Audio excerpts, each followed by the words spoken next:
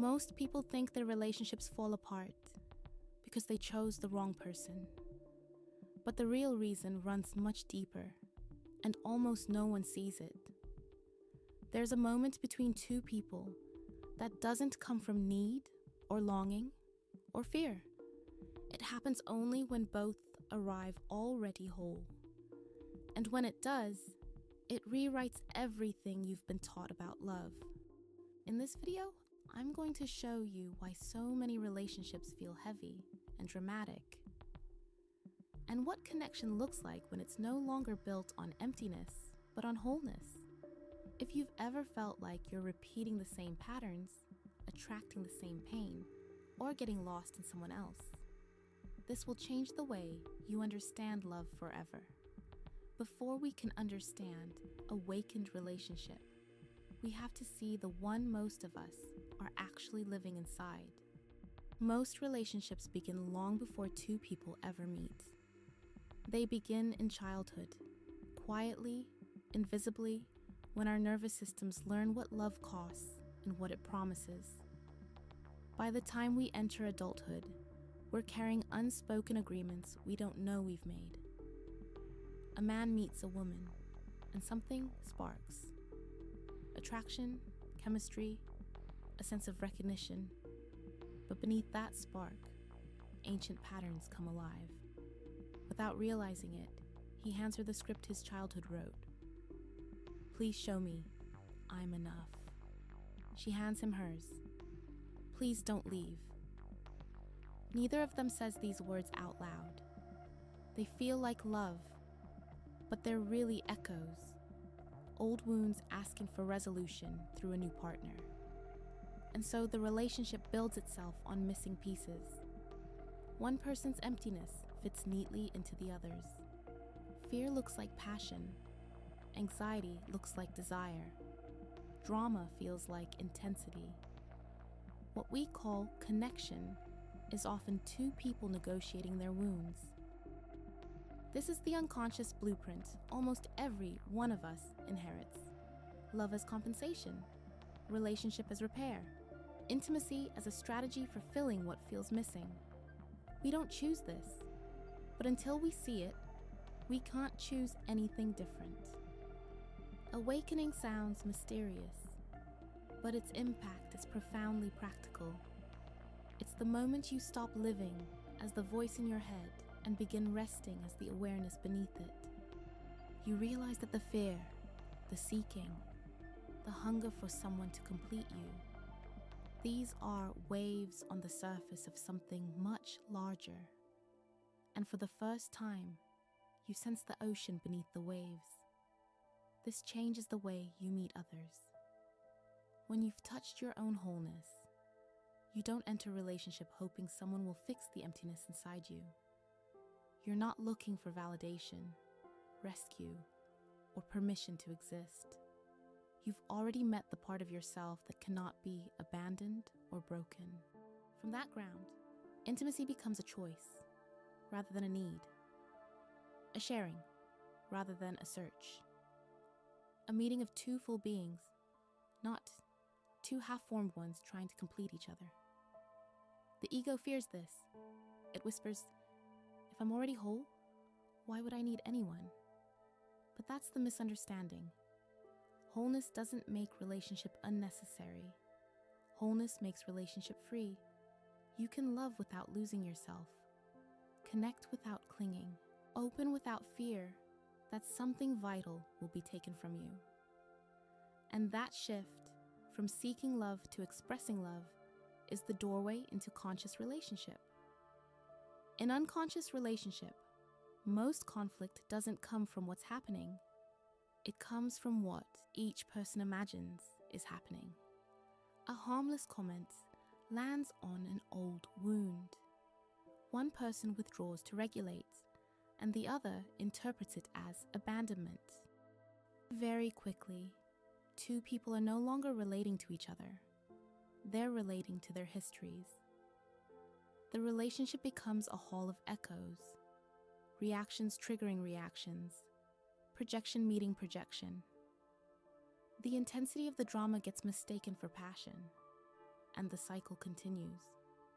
But when two people meet from presence, the whole texture of relating shifts. There's still emotion. There's still difference. There's still friction. But nothing gets personalized so quickly. A moment of frustration is allowed to be just that. A moment, not a referendum on the entire relationship. Awakened intimacy has space in it. Space to let emotions rise and fall without assigning blame. Instead of trying to tame each other's nervous systems, both people stay anchored in themselves. And from that steadiness, even conflict becomes gentle, direct, and workable. Drama requires unconsciousness. Intimacy requires awareness. One collapses into old wounds. The other creates room for two entire worlds to coexist.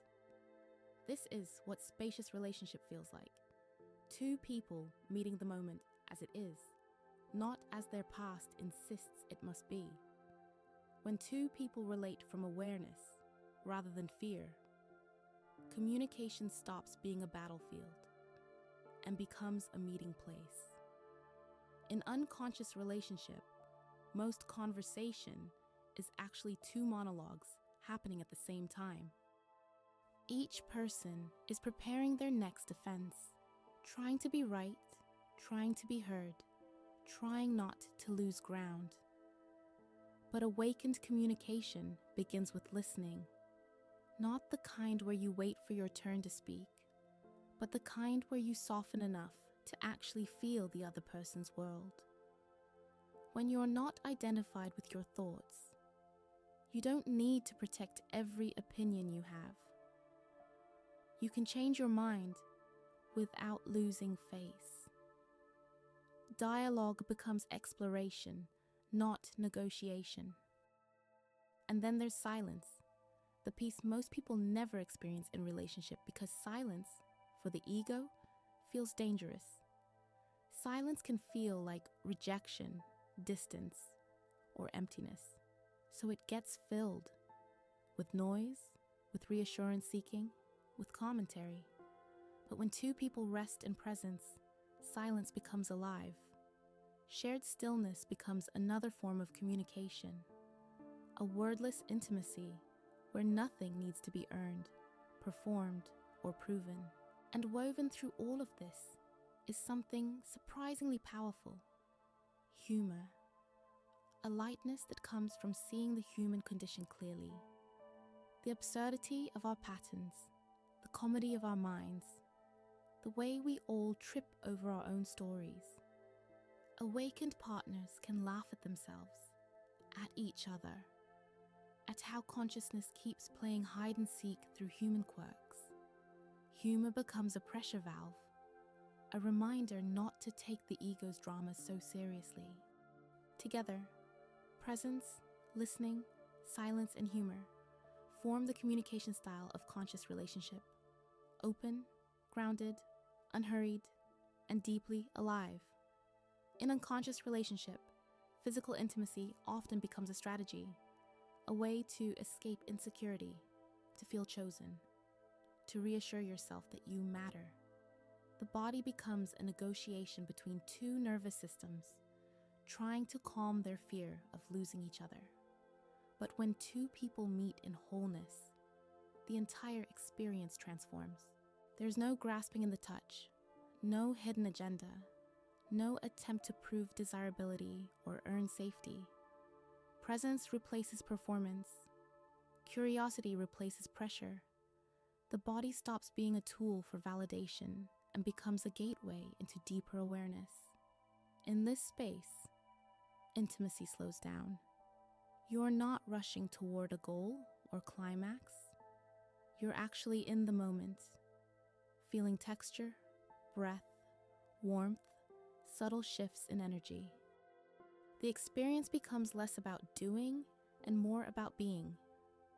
Two nervous systems relaxing into each other. Two bodies communicating without urgency. Two minds quiet enough to let the senses lead. And because nothing is being forced, the energy between you opens. It's not mystical in the dramatic sense. It's mystical in the way anything becomes mystical when it's met with complete presence. Touch becomes communion. Breath becomes connection. The body becomes a temple, not of performance, but of awareness. And when the moment ends, there's no anxiety about what it means or whether it will happen again. The intimacy stands on its own, complete, unburdened by fear or expectation. Physical connection becomes what it was always meant to be, an expression, not a substitute, a celebration, not a compensation, a meeting between two already whole beings exploring the miracle of being alive in a body.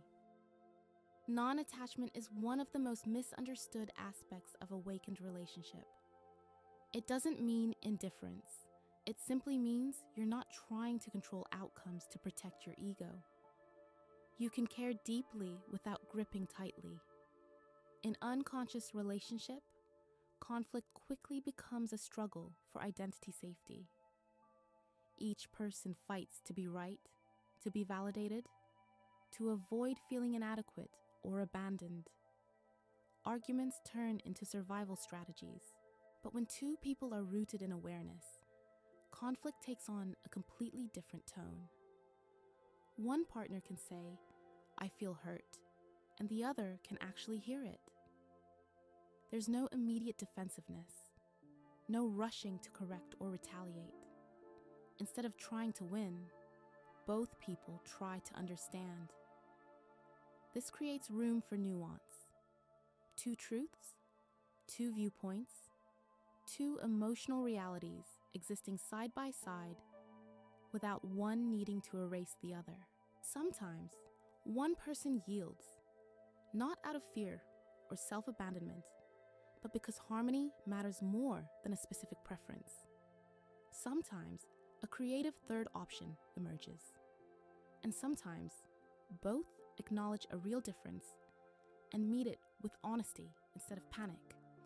This is the gift of non-attachment. You can face the truth of a moment without making it mean the relationship is in danger. You can stay open even when it's uncomfortable, because when you're not clinging to the relationship for your sense of self, you're free to actually relate. Conflict stops being a threat to the bond. It becomes part of the bond, another doorway into deeper understanding. Awakened relationship isn't about living in a constant state of transcendence. It's about discovering that the ordinary moments, the quiet, the messy, the human, are already sacred when neither person is resisting reality. Two awakened beings still do dishes. They still disagree about dinner. They still have mornings where they wake up tired or irritable. The difference is that none of this is treated as evidence that something is wrong. You can feel annoyed without making it a prophecy. You can be human without fearing that your humanity will cost you love. Because the relationship isn't built on fragile narratives. It's built on presence. This creates emotional fluidity. In unconscious relationship, emotions are either suppressed or explosive. They accumulate, then detonate, and both people fear the fallout. But in conscious relationship, emotions move cleanly. Sadness is allowed to be sadness without being therapized or taken personally. Joy is allowed to be joy without being grasped at or turned into pressure to stay positive. Each feeling rises, expresses itself, and passes because neither person is holding on to it as identity. This makes the relationship feel alive. You can cry without fear, laugh without performance, fall apart on a hard day without worrying that it makes you less worthy. It is intimacy through honesty. Two people, letting the entire spectrum of their humanity be witnessed without judgment, without story, and without the need to turn every emotion into a crisis. In this way, the ordinary becomes sacred. At the deepest level, awakened relationship isn't just two people connecting. It's consciousness recognizing itself in another form. Underneath personality, history, and preference, there is one awareness looking out through every pair of eyes. Most of the time, we're too entangled in our stories to sense this. We believe we are separate selves trying to bridge an unbridgeable gap. But when presence deepens between two people, something else becomes visible. There are moments when you look at your partner and the usual boundaries soften. You're not seeing their habits, their roles, or their past. You're seeing the same awareness that lives in you, meeting itself in another shape. For a moment, the illusion of separateness dissolves in a simple recognition, oh, it's me, just appearing as you. This is why conscious partnership feels so different. You're not trying to complete each other. You're mirroring each other's essence. The relationship becomes a living reminder of what you are beyond identity. Through the intimacy of two forms interacting, the formless becomes visible. This doesn't make the relationship abstract or detached. It makes it more intimate than anything the ego could imagine. Because when you realize the same awareness is animating both bodies, every moment, a glance, a touch, a shared silence, becomes a small doorway into the infinite. Awakened relationship, at its core, is consciousness exploring itself through the beautiful illusion of two.